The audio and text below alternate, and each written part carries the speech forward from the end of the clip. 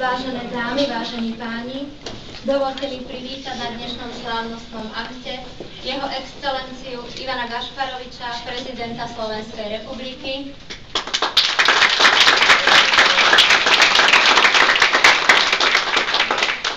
starostu obce Nimnica Ladislava Ďurečka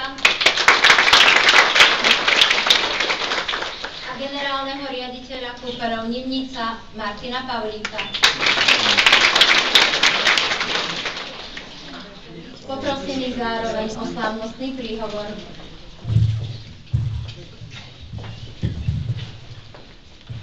Vážený pán prezident, vážený pán starosta, milí hostia, sme veľmi šťastní a je nám naozaj veľkou poctou, s čou privítať medzi nami vzácnu osobnosť prvého občana Slovenskej republiky, pána prezidenta. Je to pre nás všetkých určitým zadozučinením, určitou takou poctou, možno aj vnútornou motiváciou do ďalšej činnosti a práce, pretože využívame túto vzácnu chvíľu na to, aby ste vy, pán prezident, otvorili naše nové medicínske wellness. Pri tejto príležitosti by som rád vyjadril úctu a vďaku všetkým, ktorí sa pri týchto prácach zúčastňovali, všetkých dodávateľov a všetkých spolupracovníkov, pretože naozaj táto prerábka, investícia bola zhútená vo veľmi krátkom čase. Myslím si, že ten výsledok je celkom slušný a verím, že to bude takým povzbudením pre nás aj ďalej, aby sme takúto činnosť ďalej rozvíjali a zvyšovali tak aj zamestnanosť. Zároveň by som vás, pán prezident, poprosil o príhovor.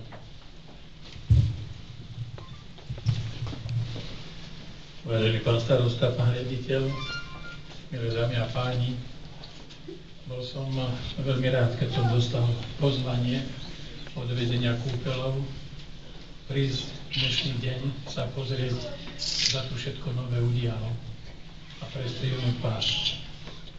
Bol som zvedavý aj preto, že čo v týchto ťažkých časoch nie len pre zdravotníctvo, ale vôbec pre hospodárstvo, pre sociálne postavenie občanov sa urobilo nové.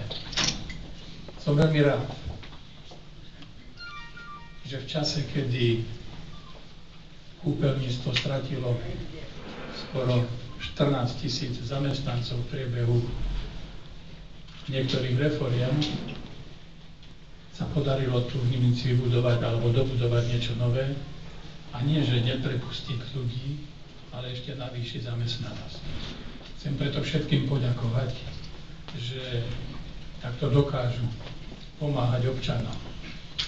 Dá sa to len vtedy, keď je dobrá spolupráca, keď je solidarita. A zistil som, že tu je dobrá spolupráca medzi obcov a medzi týmto strediskom. Chcel by som do budúcna popriať, aby toto vaše zariadenie malo veľa klientov. Ale chcel by som popriať aj to, aby tu mohli chodiť klienti zo všetkých vrstiev. Aby to nebolo len pre tých, ktorí na to majú. Aby to bolo aj pre tých, ktorí to potrebujú. A v tom vám držím palce. Ešte raz ďakujem pekne a veľmi rád prestrihnem túto pásku.